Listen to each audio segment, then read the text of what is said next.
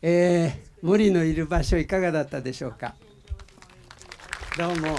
今日は沖田修一監督が来ていらっしゃいます。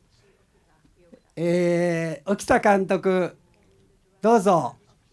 拍手でお迎えください。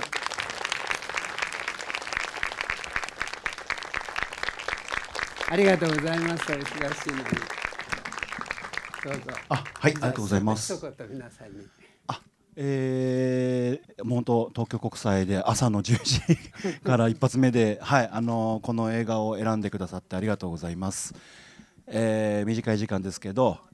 安藤さんと、こうやって話ができる貴重な機会なんで、楽しんでいただければと思います。どうもありがとうございます。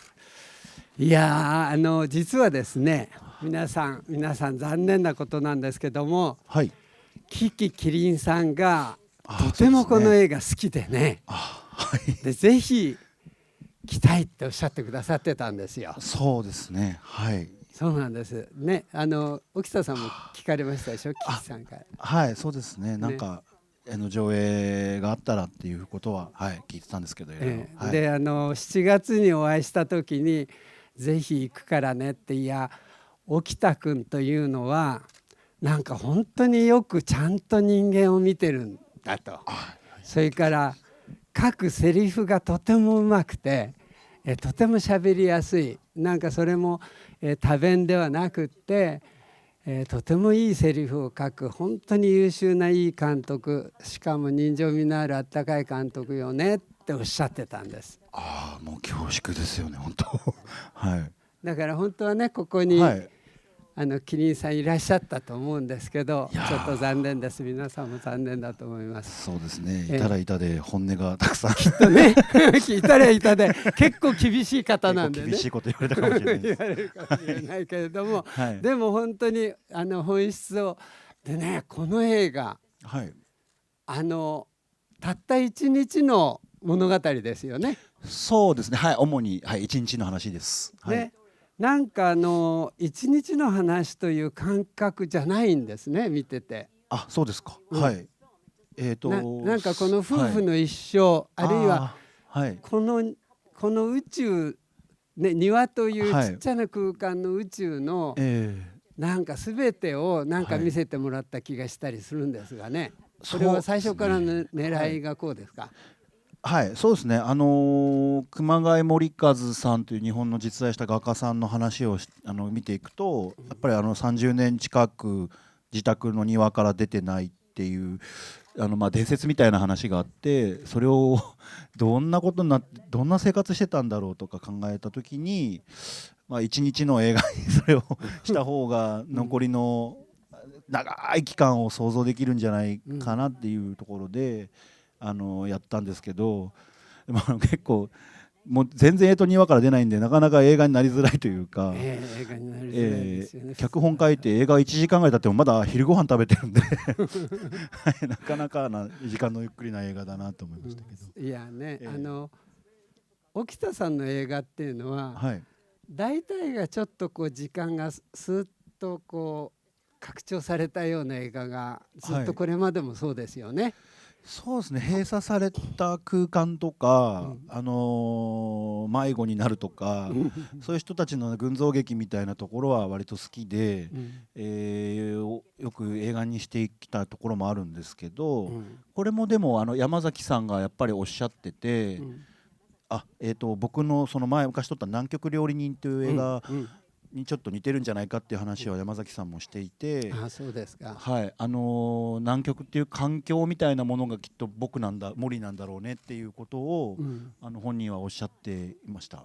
そうですか。だから状況な家に遊びに来るというか、自分は全然そんな自覚はなくてただただ生活をしているだけなんだけど、なんかそこに勝手に影響を受けたり変わっていったりするっていう、そういう存在なんだろうねなんて話は、山崎さんとしてたんですけど。そうですか。キリンさんはね、なんか文学座でキリンさんが入られた時はもう山崎さんは天の人のように偉い人でねスターだって言ってましたね。夫婦役ができるなんては想像もしなかったっておっしゃってましたけどね。いや僕だから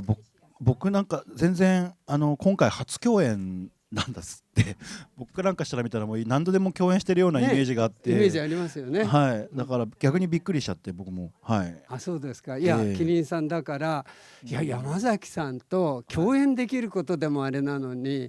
夫婦役なんかとんでもないわと思ったけど、でもキツツキと雨を見たんですって。映画ですよね。映画をね、キツツキと雨って、この後また午後に役所広司さんなんかいらっしゃってやりますけど、沖田君の作品を、参考のために見て、ああこの監督だったら山崎さんとでも大丈夫かもしれないと思ったって言うんですよ。どこが大丈夫だか分かんないけど、分かります？まあなんとなく分かります。そうですね。そうなかなかストーリーを追う映画は多いけど、人の気持ちを描こうとしてる映画なんかそういう映画がいいわよねなんて話はキキさんがしてらっしゃってて、はい、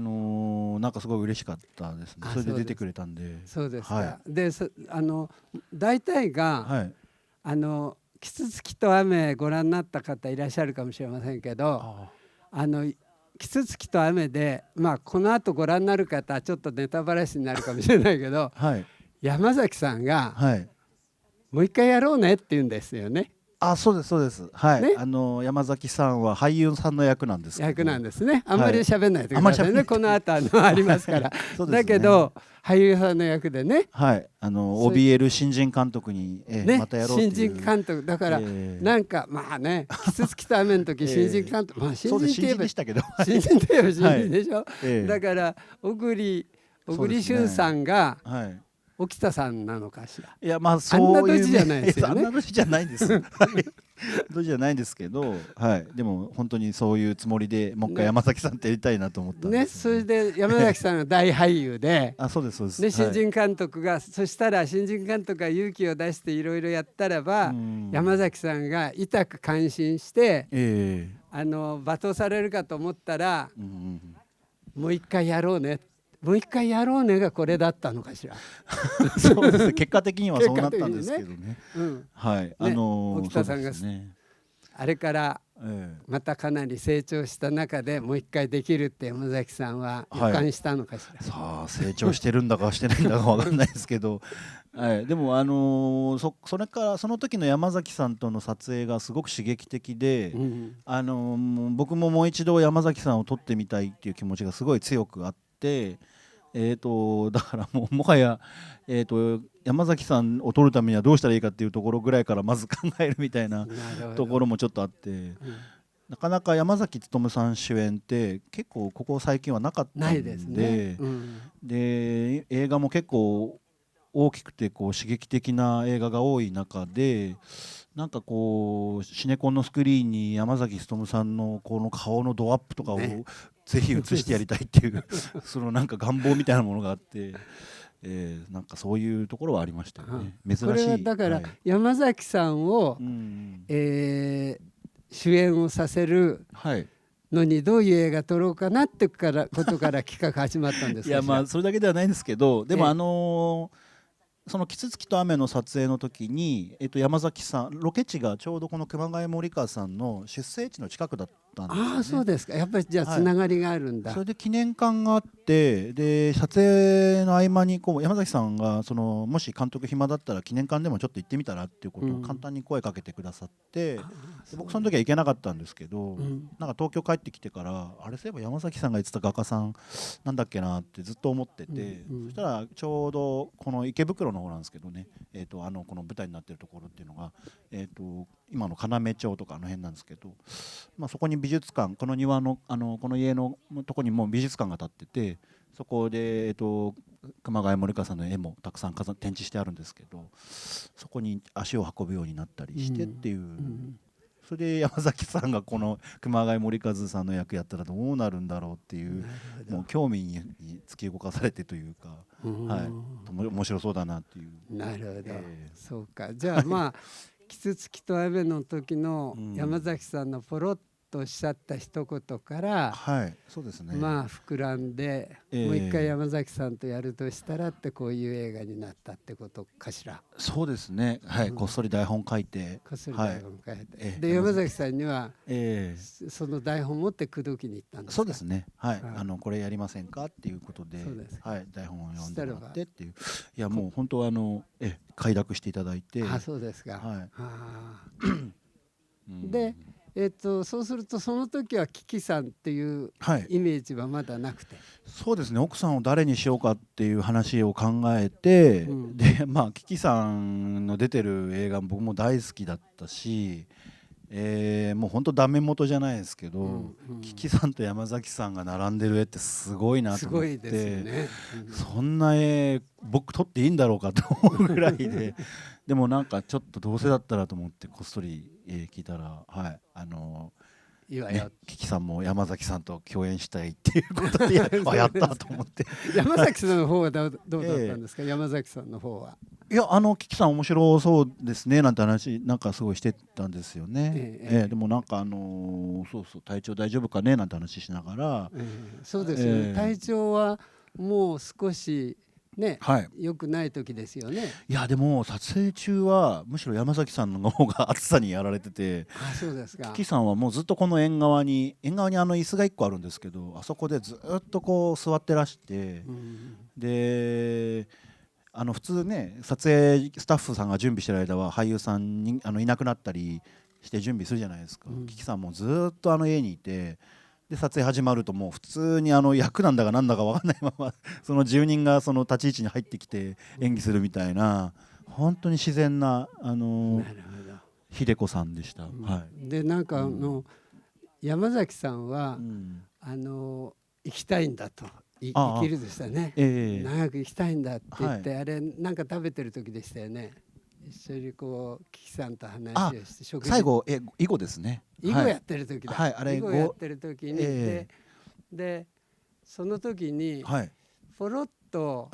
死んだ子の話をするっていうのがうまいなと思ったんですけどね。いやあれキキさんのアイディアですね。台本ではないんだ。ないですね。はい。あ、そうですか。いくつかクランクインの時にキキさんからこうした方がいいんじゃないかってアイデアをいただいて、それは軒並みこうなんだろう、映画に生かさせていただいたんですけど。そうですか。なんかあんまり子供のシーンについて僕はあんまり映画に触れない方がいいんじゃないかなと思ってたんですけど、やっぱそのぐらいやった方がいいんじゃないかっていうところで、はいやったんですけど、そしたらいやもう本当やってよかったなと思って。あれでボーンとまた広がりますよね。しかもなんかこう生きる話をしてる中で死んだことがポッと出てくることによってなんかね、そうですね、この2人のなんか広がりがすごく出たような気がするんですけどね。そうですね。いや素敵でした。はい。そうですか。それ以外では、沖田さんとは思えないような冗談がいっぱい出てきますよね。なんかまあド頭からジュリーの歌がなんかこう時間ですよのキキさんみたいなね、なんかのイメージあったり、ドリフターズのなんかいろんな話が出てきて、あれはカレーかなんか食べてる時でしたっけ。カレーうどんですかね。カレーうどん食べてる時に彼女がくしゃってやると、たらいがボーンとねまあ心象風景なんですけど、心象風景ですよね。だけどなかなかあれがそうですね、びっくりしちゃうみたいで、あれがなんかねピリオドっていうかこうスタッカートのような、なんて言うんでしょうね、ずっと来てるところにポッポッとなんか胡椒が入ったような、そうですね、唐辛子が入ったような、塩の塊食べちゃったみたいなそういう感じのなんかね、目が覚める感じがあって、そうですね、なんか一軒の家でずっと映画もこの家なんで、本当あとまあ別にそんな堅苦しい映画作ろうっていう気もなかったし、なんかどっかでそういうなんか遊び心みたいなところを思ったんですけど、遊び心の究極になんか三上博史さんの宇宙人がね、あれがそうですね、画家さんの映画であんまりないですからね、宇宙人とかないですよ。しかもそのほらそういう映画じゃないでしょ。そうですね。でも一応理屈は僕なりにあるんですけど。あるでしょ。でもあんまり説明してもなんかはーってなっちゃうんで、でもそれはもう想像でいいかなと思って。それがねとてもなんかね広がり感があって、とてもいいですね。なんそうでかすね。はい。穴から宇宙につながってるみたいなね。はい、そうですそれが埋ね。められてしまう悲しみも含めてああ、そうですね。ね。なんか、はい、穴が埋まるっていうのは何とも言えないこのなんか仕方のなさとそう仕方の長さ、なさと悲しみ時代のとなんか、流れとなんかいろんなもうん、のがあるなと思っそう時て。間の経っていってしまう悲しみとかね、そうです周りにマンションね。ができてとか、いやそれええなんかねもうねうそろそろん。ないからっていうんで皆さんのお話も聞きたいと思うんでね、皆さんの中で質問したい方いらっしゃる。もうそこで手が挙がられましたね。すいません、いいですか、もうお客様に振っちゃって。もちろん、はい、ありがとうございます。ありがとうございはい、ます。はい。沖田監督の作品やっぱりこう虫とかマンションまで含めてはい。すごいなんか存在肯定されてるっていうのを感じて、はい。やっぱり好きだなって思いました。ありがとうございます。はい。ですいません質問なんですけど、はい。やっぱりなんですかね、よく、好きだからこそよく見てそれ違いが分かったりとか発見できることがあるっていうのを今回見てたんですけど、だから吉村海人君もお笑いのことについてはこういろいろ気づくみたいな。はい。お笑い。お笑いのなんか最後の決めが大切だとかいうのは好きだからこそ気づいたのかなって思ってそうでもないんです、そうということで、キリンさんとか山崎さんとか吉村君とかでこう現場で気づかれたことよく見てたからこそ僕は気づいたみたいな、さすがとか好きだなとか何かしらあれば教えてください。僕が俳優さんたちを見てて毎日見てて気づくようなことってことですかね。今回のキリンさんとか山崎さんとかをはい現場で見たときにはいなんか気づかれたことそうですね。なんでしょう。いや山崎さんはとにかく全然気づかないことの方が多くて、後々気づくことの方が多くて、特に歯が一本もないっていう役だったんですけど、僕もすっかり撮影中そのことを忘れてて途中からやばい歯映ってないかなと思ったら編集した素材見たら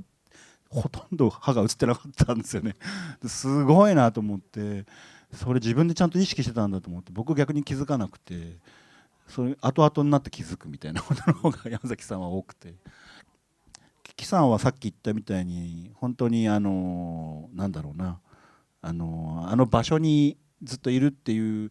もう本当なんだろう、ちっちゃなことをなんですかね、スタッフさんのこととかずっと見てたり、本当に平気でスタッフさんの女の子のなんか巨乳だとかすごい言ってんだけど、現場入ると急に秀子になったりとか、なんかすごい巨乳ってどうやって訳すんだろうそうですねなんかすごくなんだろう、気づくっていうか、ずっとなんか面白がって見ちゃうみたいな人でした。キリンさんがさ、はい山崎さんが穴の中入ってる時に、なんかしに行ってその辺にある花をちょっとちぎってポッと投げ込むのあるじゃないですか。はい。あれも現場です。はい。あれも現場で。現場でした。で僕もあの時庭の準備してる時にあそこに実際はグミの木が生えてたのを思い出して、でと思って、現場そんな時はないんですけど、なんかグミの実を投げようと思ってシーン描こうとしたことがあって、キキさんがその花をなんか投げたらって言ったら、すごいと思って、僕もそれ考えてたと思って、そしたらなんか山崎さんとなんかみんなでそしたらキキさんがこの花でいいんじゃないとかって言ってパーッと投げたんですよね。でも撮影は穴の底と穴の上は別場所なんで、花投げたから穴の底のシーン花持ってかなきゃいけない花積んで小道具になっちゃってつながっちゃったんで、でもそれもキキさんのなんか可愛らしさのなんかよく見えた、あれもすごい、いいシーンでしたね。すいません、気づきと関係ないかもしれないなんかでもそんな感じかな。でもうまくそういうのを拾い撮ってますね沖田さんね。やっぱりキキさんが褒めてた通りこう人をよく見てるんだなって、そういうきっとご質問だったんだろうと思うけど、いやいやどうなんでしょうね。見てるようで見てないあの子って言うんですけどねキキさんは沖田君のことあの子は本当に人をよく見てるのよって言って感心してた。いやもうそうですね。でもずっとちょっとでもこの2人のお芝居の前にいてみようというか、この生身の目で1秒でも長く見ていようというような気持ちでいました。そうです、はい、もう一人ぐらいはい、何でもとにかくとても早くいろんな変化に、ついていくことこそが、もう私たちの使命だみたいに感じてしまうほどのこの今の世の中で、本日この映画を拝見したことは非常に力強いパワフルな映画だと思いました。ありがとうございます。こういう時代にどういうふうにして人がその何を大事にして生きていこうっていうようなことを、映像で教えてくれたっていうか、ありがとうございます。あとその森和さんのその画作に対してはあんまり焦点が当たってなかったですけどね、それもうまいなと思いました。感想じゃなくて質問ですよね。その監督がシナリオをこっそり書いてらしたとおっしゃいましたけども、この映画をその生身の人間が演じてできたその時に、そのご自分が最初に台本を書いてらした時とご自分の中での変化っていうのはどういうものか、きっと一口では言えないでしょうけども、何かありましたら教えていただけますか。ありがとうございます。まずですね、台本を書いている時は、大きなテーマというものにあんまり気づかずに、ただただ家から長い時間外に出なかった人の、生活を、実際のフィクションとノンフィクションを織り交ぜて一日に起こしてるんですけど、なんか僕自身もその広がりを求めていく世の中だなと思って、インターネットじゃなんだわかんないですけど、その中でなんだろうな、時間30年みたいな時間がすごくあっという間に思えたり長く思えたり、距離が遠く思えたり近く思えたりっていう尺度に関してがとても分からなくなるなって思って、で小学生の時以来アリなんてよく見てなかったし、全然そこに目線がいかなくなっていることに改めて僕も映画を作りながら気づかされて、でかといってね、だからじゃあ携帯なんか捨てちまえって言われると捨てられないんですけど、でもなんか今はなくなっていくものの何かが映画の中に僕意図的ではなかったんだけどあるような気は撮りながら思いました。もうそこに気づきながら映画撮りなさいよっていう話なんですけど、でもあんまりそこまで僕は考えずに、いたかもしれません。だからとても僕も勉強になりました。はい、ありがとうございました。もうね時間ないって僕から彼だけ聞こうと思ったけどいい？ごめんなさい。それで本当に素晴らしい映画ですね。なんか東京物語の小津安二郎の言ってる時間とか距離の感じとすごく近い気がしました今のお話で。本当に素晴らしい映画をありがとうございました。はい、ありがとうございました。フォトセッションに移りたいとありがとうございました。